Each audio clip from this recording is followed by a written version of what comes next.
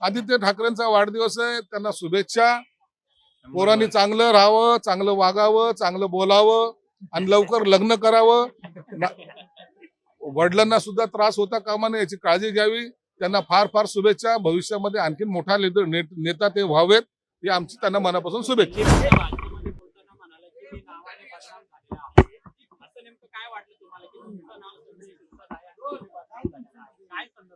असं नसतं.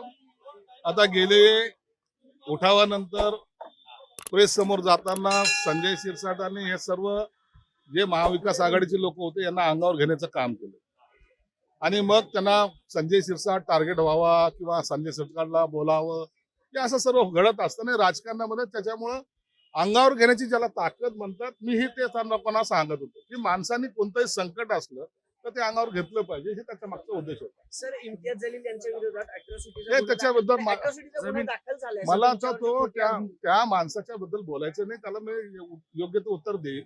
असे आरोप करणारे जास्त काळ टिकत नसतात. कोणताही विषय असेल त्यांनी यांचे बोलवते धनी कोण आहे ते तुम्ही सर्वांना माहिती आहे. सगळं जग जाणून आहे का करतायत, काय दुश्मनी आहे, कशामुळे होतंय, याच्या मागे कोण आहेत ते सर्व झारीतले शुक्राचार्य मला माहित आहेत. कोण त्यांना हड्डी त्यांच्या तोंडात देतंय त्याची सुद्धा मला जाणीव आहे. म्हणून मला माझ्यावर आरोप होताना त्याचा खुलासा करताना पूर्ण ताकदीनिशी मी करेल. थोडासा वेळ द्या. जाणून बुजून बदनाम सोडा काय करायचं विभाग असेल तुमचं काम असेल त्या संदर्भात एअर इंडियाचा अपघात झालेला आहे. त्यानंतर मुंबई विमानतळाच्या बाजूला असलेली जी झोपडपट्टी आहे याचा सुद्धा प्रश्न आहे. तिचा पुनर्विकास जो होणार होता तो सुद्धा अजून झालेला नाहीये. भविष्यामध्ये अहमदाबाद सारखी घटना सुद्धा मुंबईमध्ये तिथं घडू शकते. तर काय उपाययोजना केल्या पाहिजे सरकारकडनं, तुम्ही काय प्रयत्न? काल विमानाची जी काही दुर्घटना झाली ती सगळ्या भारताला, देशातल्या प्रत्येक नागरिकाला जाणीव करून देणारी होती, त्यांचं मन हेलवणारी होती. आज जर तुम्ही पाहिलं फेसबुक असेल या इतर ठिकाणी असेल, लहान मुलं असेल, कुटुंब असेल त्यामध्ये गेलेलं आहे आणि याची काळजी दक्षता घेण्यासाठी सगळं आता झाली ती चूक झाली, कशी झाली, कुणामुळे झाली तो भाग वेगळा चौकशीचा असेल. परंतु सर्वजण आता अलर्ट मोडवर आलेले आहेत.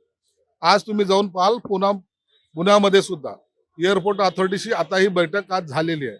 प्रत्येक ठिकाणचा हा पुन्हा एक वेगळ्या पद्धतीने सर्वे हा सरकारने सुरू केला आहे.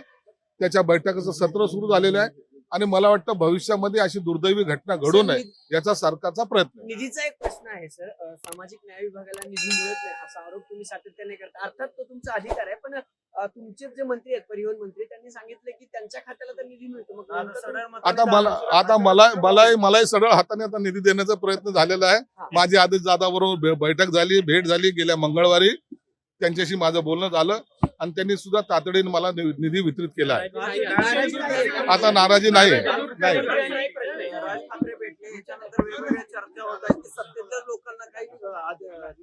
ठाकरेंना एकत्रित पाहायचं नाहीये का सत्तेतल्या लोकांना, असा प्रश्न निर्माण. कारण उद्धव ठाकरेंनी राज ठाकरे एकत्र दिलं असं बोललं जात असताना आम्ही सर्वात प्रथम त्यांना शुभेच्छा दिलेल्या आहेत.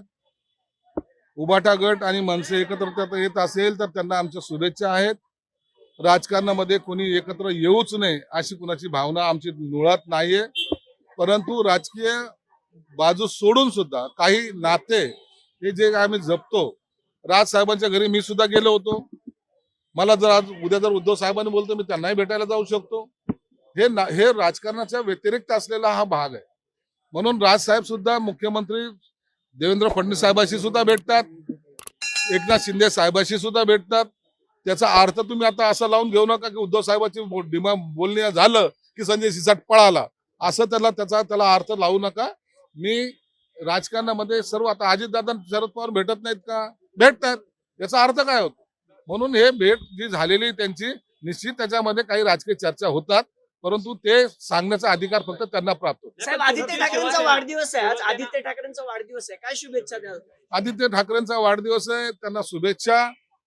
पोरांनी चांगलं राहावं, चांगलं वागावं, चांगलं बोलावं आणि लवकर लग्न करावं. वडिलांना सुद्धा त्रास होता कामा नये याची काळजी घ्यावी. त्यांना फार फार शुभेच्छा. भविष्यामध्ये आणखी मोठा नेता ते व्हावेत ही आमची त्यांना मनापासून शुभेच्छा.